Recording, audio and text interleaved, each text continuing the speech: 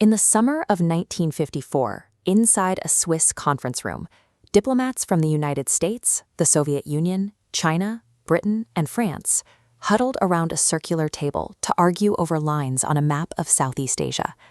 By the time they finished, an entire nation would be sliced in two, and not a single Vietnamese leader sitting in that room possessed the real power to stop them.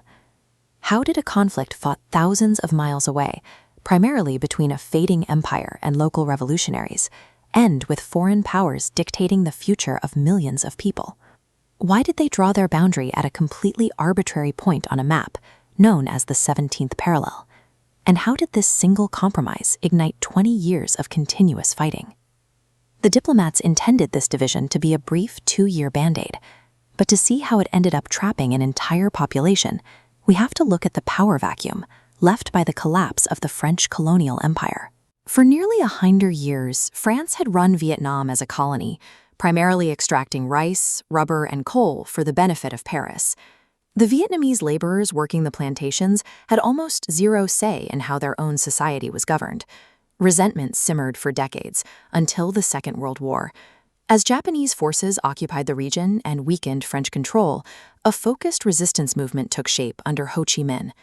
His coalition, the Viet Minh, demanded full independence from any outside power. When the war ended, France immediately tried to reclaim its colony. What followed was a brutal, drawn-out conflict fought largely in jungles and rice paddies. French conventional forces were built for open battlefields, and they struggled heavily against guerrilla tactics in Vietnam's dense terrain. By early 1954, France was bleeding troops and money.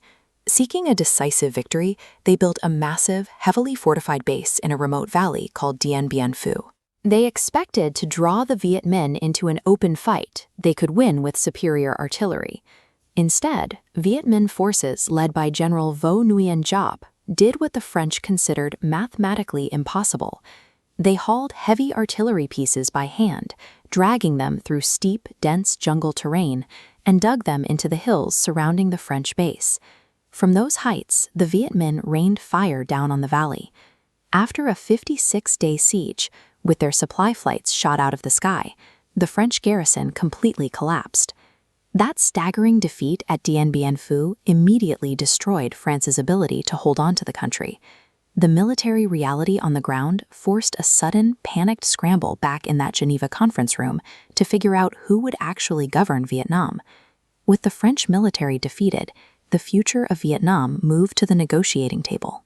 Vietnamese delegations were present, but the outcome was ultimately controlled by global superpowers, each operating heavily on their own Cold War anxieties.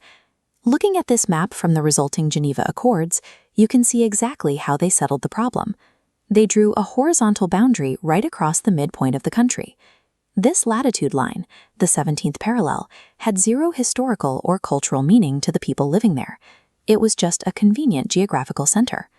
Under this agreement, Ho Chi Minh's communist government took control in the north, operating out of Hanoi. Meanwhile, a completely separate anti-communist government set up operations in the south, based in Saigon. But the text of the agreement included one very specific condition. This geographic split was strictly temporary. The superpowers planned to hold nationwide democratic elections in exactly 2 years, allowing the Vietnamese people to choose a single government and reunify their own country. This geopolitical compromise functioned as a fragile 2-year band-aid, a placeholder that relied entirely on a democratic vote that the world superpowers would eventually decide to sabotage. In the South, a new leader quickly took power, a staunchly anti-communist Catholic named Ngo Dinh Diem. As his control grew, he received a steady stream of financial and political backing from Washington. Diem and his American allies looked toward the upcoming elections and saw a massive political problem. Ho Chi Minh was viewed as a national hero across both halves of the country for successfully defeating French colonial rule. If a nationwide vote took place, he was practically guaranteed to win in a landslide. Paralyzed by the idea of a unified communist state expanding in Southeast Asia, Diem simply refused to hold the elections. With quiet approval from the United States, the vote was canceled. The temporary boundary immediately began to harden.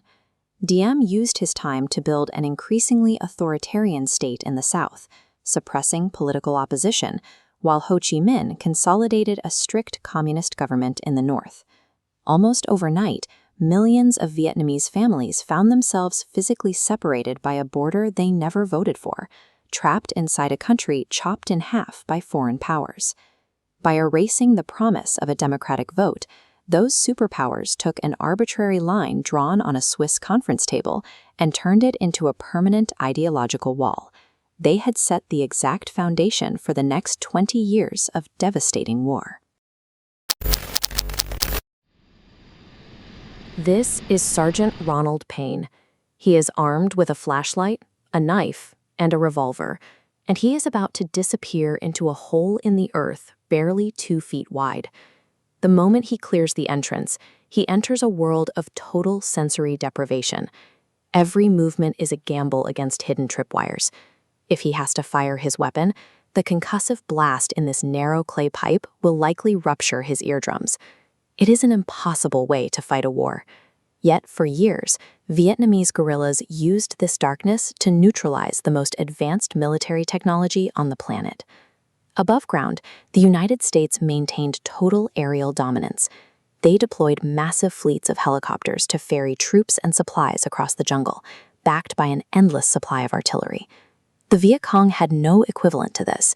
They lacked fighter jets, tanks, and the industrial infrastructure required to match American firepower in an open field. Because they controlled the sky, U.S. forces believed they controlled the territory.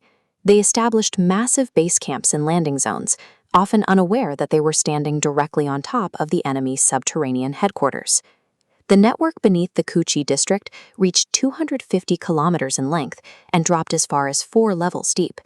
It wasn't a series of foxholes, it was a sprawling map of interconnected passages carved directly into the hard clay. This was a fully functioning society. The guerrillas excavated rooms for hospitals, storage bunkers for rice and ammunition, and sleeping quarters where families lived for months at a time. Survival required solving engineering problems that would otherwise reveal their location. To prevent aircraft from spotting cooking fires, the Viet Cong routed smoke through a series of long, horizontal channels. These channels cooled the smoke and allowed it to seep out slowly, dispersing it invisibly against the jungle canopy.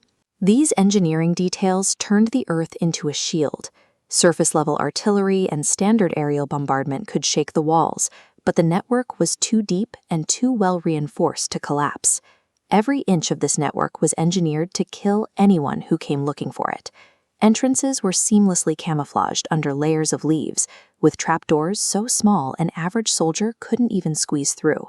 Inside, the tunnels were a gauntlet of lethal defenses, swinging doors tipped with iron spikes, pits filled with sharpened bamboo, and explosives wired to trip lines. Even the ventilation shafts were defensive. They were built with sharp, deliberate bends specifically to catch any grenades tossed down from the surface, ensuring the blast never reached the main chambers. The U.S. military attempted to clear the network with every macro tactic available. They flooded the shafts and pumped in gas, and used heavy machinery to strip the forest of its cover. But the deep, multi-level design remained largely operational. As conventional strategies failed to neutralize the threat, the military turned to a terrifyingly intimate solution. They began recruiting small, wiry volunteers to enter the tunnels and fight the enemy on their own terms. These men were the tunnel rats. They were chosen for their stature and their steady nerves, sent into a subterranean labyrinth where technology and numbers meant nothing. Combat in the tunnels was a slow, suffocating experience. A soldier would crawl on his stomach through the mud for hours, his ears straining for the sound of a breath or the click of a trigger in the darkness. Everything came down to the moment a flashlight beam caught a flicker of movement. In a space too tight to raise a rifle, survival was determined entirely by who could fire a pistol first. It was the most personal form of warfare, a one-on-one duel fought in a lightless clay pipe, deep beneath the jungle floor. The Cu Chi tunnels demonstrated that human ingenuity and a knowledge of the terrain could effectively stall the most sophisticated military machine in history. For the men who survived those crawls, the war became a permanent memory of the darkness, one they would carry with them for the rest of their lives. Picture a pitch-black, violently stormy night in the Gulf of Tonkin. It's August 4, 1964, and crews aboard United States Navy destroyers are firing blindly into the churning darkness. Below deck, radar and sonar operators are reporting enemy torpedoes in the water and hostile boats rapidly closing in on their position. Within 3 days, these reports reached the halls of Congress, where the president was granted the power to wage a full-scale war in Vietnam. But how did a few hours of confusing sonar noise lead to one of the largest military escalations in American history? And what did highly classified documents, kept secret for over 40 years, finally reveal about that night? The legal foundation for a decade-long conflict was built on a battle that, it turns out, never actually happened. To understand the error, we have to look at the events of August 2nd, 2 days before the confusion began. On that day, a genuine skirmish did occur. The USS Maddox was conducting an intelligence-gathering patrol tied to covert South Vietnamese commando raids. These raids had been targeting North Vietnamese territory in the same waters for months. That afternoon, North Vietnamese torpedo boats approached the Maddox. Real shots were fired, and actual torpedoes were exchanged in the water.